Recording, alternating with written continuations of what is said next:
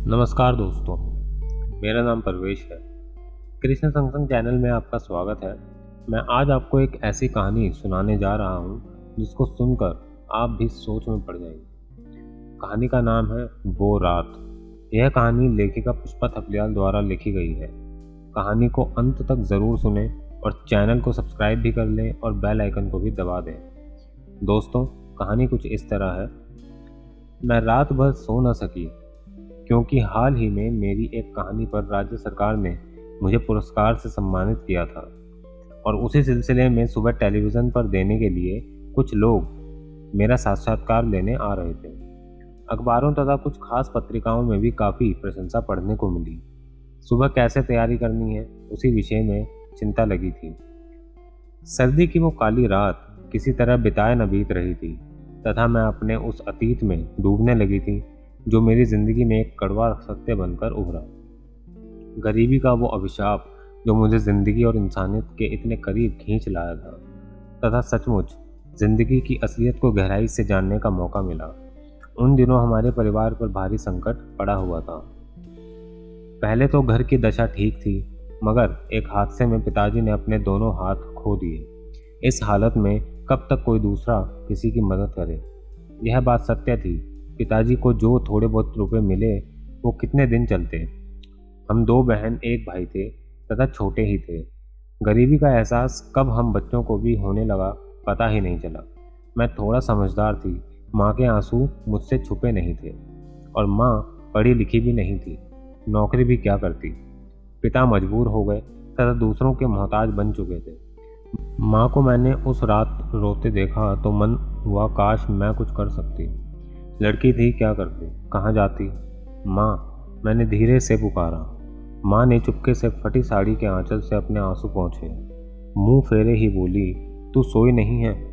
मैंने माँ की पीठ पर लिपट कर कहा, नींद नहीं आ रही है।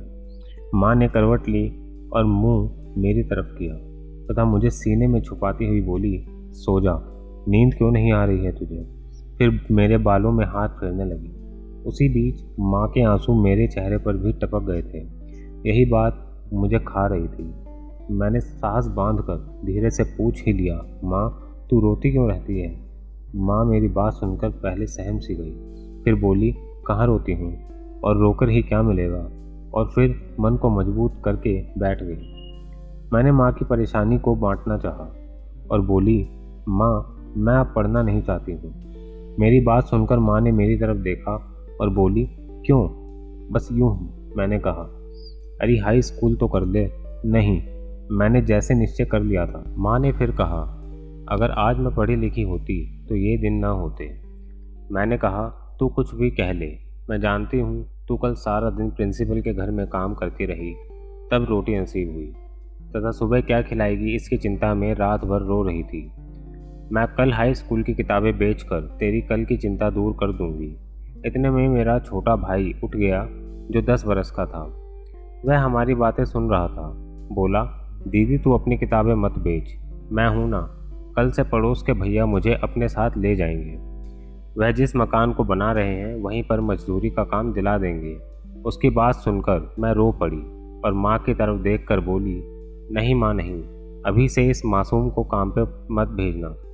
माँ ने अपने आंसू पीते हुए कहा, ठीक है, मैं ही यह काम कर लेती हूँ, फिर काम में क्या शर्म है, तू थोड़ा बड़ा हो जा। ठीक कह रही है तेरी दीदी। माँ ने माहौल को ठीक करने के लिए कहा, जा ज़रा चाय बना ला, अगर थोड़ी चीनी पड़ी हो तो। पर माँ दूध, अरे काला पानी उबाल ला, दूध की पिए तो ज़माना बीत गया। मेरे मन में हर बात एक नया घाव बना जाती थी। चाय की बात सुनकर पिताजी जो हमारी बातें सुन रहे थे और अपनी बदकिस्मती पर चुपचाप आंसू बहा रहे थे, वह बोले, बेटे एक घूंट मेरे लिए भी बना लाना। फिर वे अपने बेजान अधूरे हाथों से शायद बीड़ी का कोई अधपिया टुकड़ा ढूंढ रहे थे। इन दोनों की ऐसी हालत पर मेरा मन बार बार अपने को धिक्कार रहा था।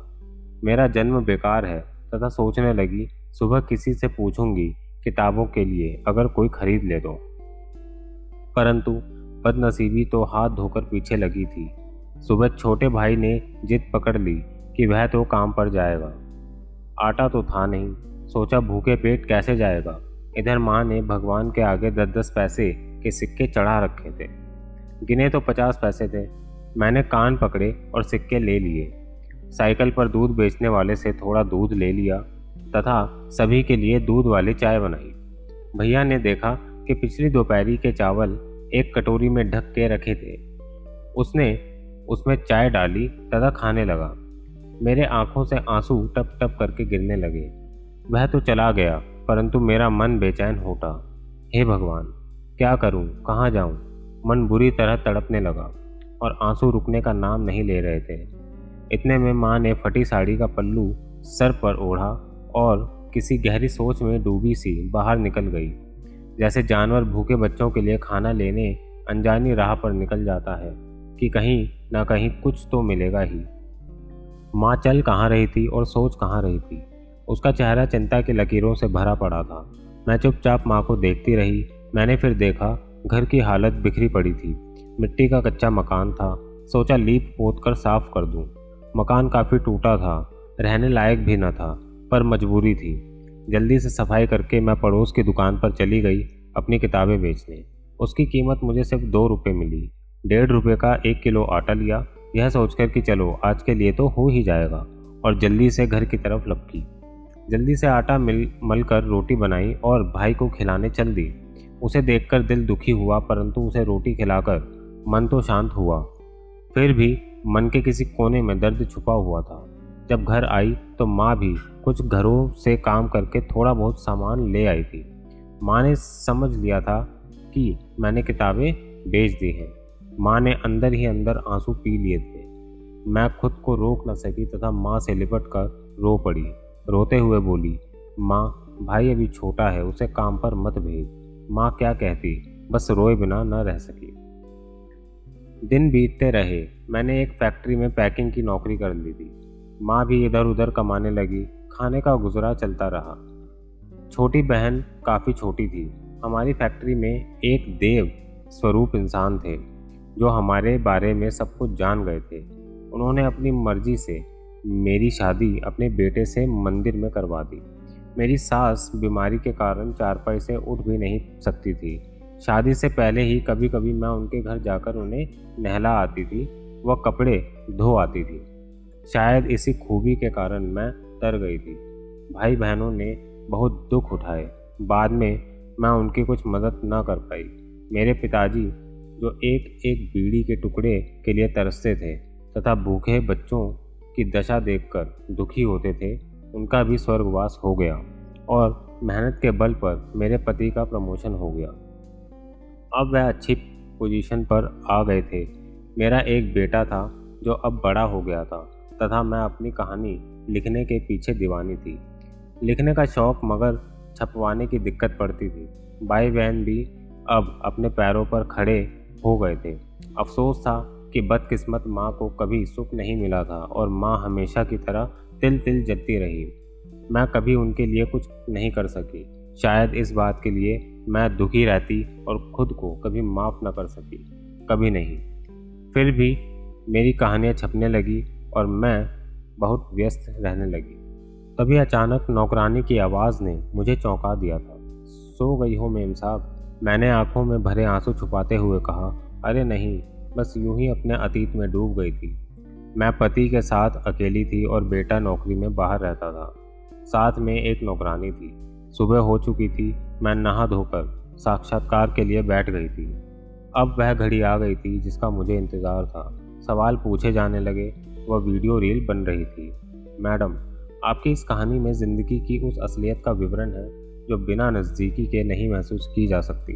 लगता है आप समाज व उनके दुखों से इतनी गहराई से जुड़ी हैं। मैंने चेहरे पर थोड़ी खुशी दिखाई, होठों पर मुस्कान बिखेरी तथा लंबी गहरी सांस खींच कर बोली, हाँ, आदमी अगर अमीर हो तो भी वह गरीबी का एहसास कर सकता है। कुछ लोग गरीबी से निकलकर भी अपना समय भूल जाते हैं तथा घमंड का शिकार बन जाते हैं या फिर मस्त व्यस्त हो जाते हैं। मेरी यह रचना गरीबी पर है। मैं बस केवल इतना ही कहना चाहूँगी कि इंसान को हर स्थिति का सामना करने के लिए तैयार रहना चाहिए। तथा एक मधुर सी मुस्कान होठों पर बिखेरी और हर सवाल का जवाब देती चली गई। उसके बाद चाय नाश्ते की बारी थी। बातों बातों में वो बोले, वास्तव में आपकी कहानी पढ़कर जीवन की एक कड़वी सच्चाई से सामना हुआ तथा मैं बार बार अतीत में डूबे चली जा रही थी, जिस तजुर्बे के कारण आज मैं इस लायक बनी थी कि समाज को कुछ दे सकूं। दोस्तों, कहानी सुनने के लिए धन्यवाद। आपको ये कहानी कैसी लगी कमेंट सेक्शन में अवश्य बताएं। जल्दी एक नई कहानी के साथ प्रस्तुत होंगे। तब तक के लिए हमारा प्यार भरा नमस्कार। धन्यवाद।